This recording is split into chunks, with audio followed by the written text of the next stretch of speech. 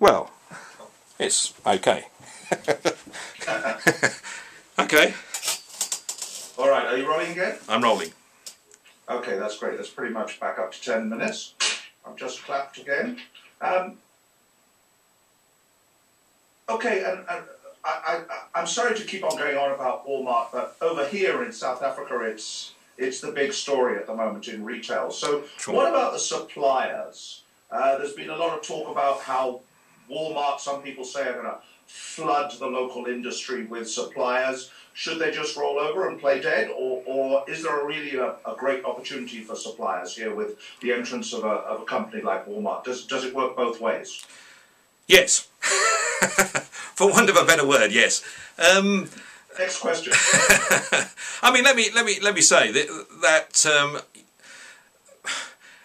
Walmart, with its international clout, obviously, and its exposure to the international supplier, is going to bring certain products from other parts of the world into South Africa, as they've done in other parts of the world. That will happen. But local suppliers as well have got a job to do. They've got a job to do in not just servicing their requirements within the local market, but also get onto that bandwagon of getting their products into the global market as well. If you've got a good product range and it's priced at the quality level it should be, there'll be no problems. I can give you some very, very good examples of product, for example, and let's talk about New Zealand lamb. New Zealand lamb, as you probably know, is exported to most parts of the world. Probably not South Africa, but it gets into most parts of the world. New Zealand lamb. You'll probably know that from the UK days, Paul. But English lamb and Welsh lamb, Welsh spring lamb and English spring lamb is sought after in the UK at the time of year. It'll be more expensive than New Zealand lamb, but it will sell. And it will sell because it's a brand, it's a mark that people want in that country. So New Zealand lamb can come into the UK and be cheaper than English lamb or Welsh lamb, but it won't gain the market share. Both work very well with each other. It's an alternative. And probably I don't know if that's a good enough explanation of what I'm trying to say, but there's a uniqueness in South African products. I think the wine business in particular, there's some great wine producers in South Africa that are flourishing. They're flourishing particularly in the Far East, where the Chinese are opening up huge opportunity for wine. Now, with Walmart in South Africa and Walmart in China, there's great opportunities for small suppliers who get into supplying Walmart through the fact they supply Massmart, and obviously getting introduced into broader circles of marketing and trading into new markets. They can also stay where they are in South Africa and be the niche product that people want just in South Africa. But I don't think there should be any fear about alternative products coming into the country. I was speaking to a buyer, South African buyer, several months ago. He was telling me, complaining actually, that tomato paste in South Africa, tin tomato paste, the little tins, I can't remember which brand it was now and I won't mention it, but little tins of tomato paste in South Africa were selling at a price, and little tins of tomato paste in Italy were selling at a price cheaper. And there was a problem with getting the Italian tomato paste into South Africa because of certain trading regulation, I guess. I'm not sure the process there, but what I'm saying is it gives an opportunity for consumers to get prices right in South Africa and get the right prices back into the South African market and balance that out. I don't think it's about who should be more pricey than the other. It should be that the premium products should be produced, in my view, in the home country in most cases. They should always be there. You know, people should like to buy South African if they're South African consumers. You know, they're going to like the odd luxury coming in from Europe or the States or the Far East. Sure, unique luxury items. But for me, the real pleasure of luxury is buying products that are home produced. particularly organic products and health products and things like this. So I think there's a huge opportunity. I think to say, well, you know, this is going to be bad for us because Walmart are going to attract a lot more suppliers into the... It's the same as the retail scenario.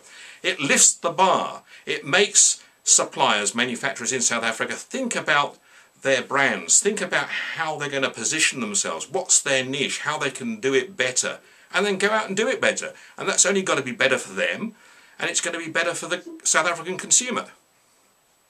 Yeah, one colleague of mine described Walmart, though, not as anything dynamic, but as a, I'm sorry to say this, but a huge wallowing elephant. It wasn't me, it was somebody else.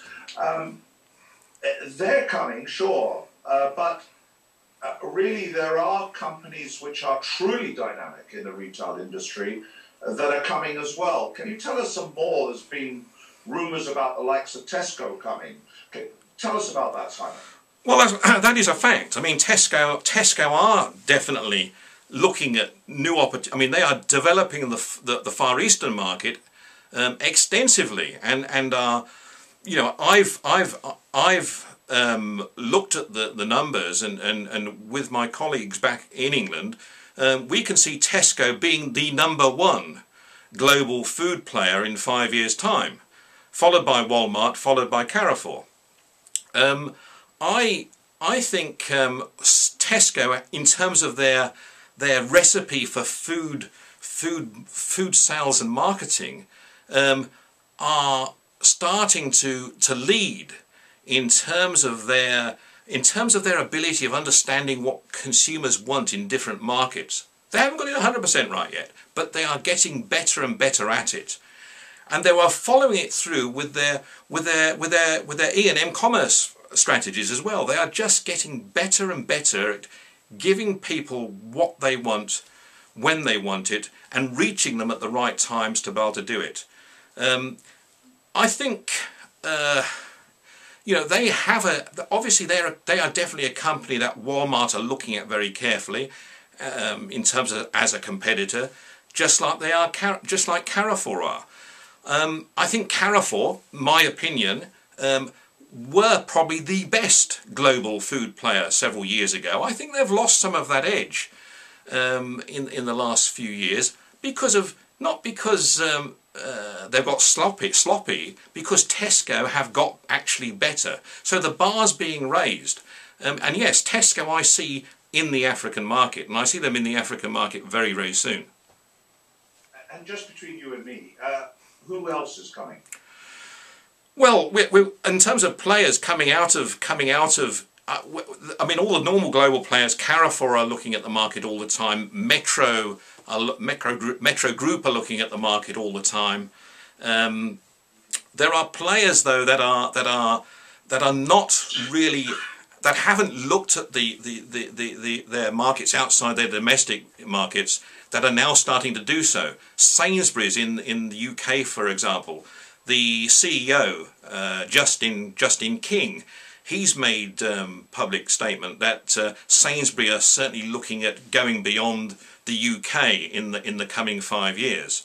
I'm hearing stories across the Atlantic of what Kmart now intend doing in terms of their globalization, and they're very much stuck in America, in North America at this particular moment in time, with what they've been doing. You know, and there are many. I mean, of the global 50, I think there is less than half. It's about 17 or 18. My memory, the numbers, you've got them in front of you, but it's less than half are actually in the global market at the moment. And this market is getting more and more competitive with online sales. We are in a position where we can go beyond our normal borders and boundaries to pick up those sales, and the internet is playing an important part in that. Right, and we're going to talk about that in a moment. But the next question, sorry, we'll just stop there, Simon, because we're at 9.5 minutes. Okay, I'm putting it off.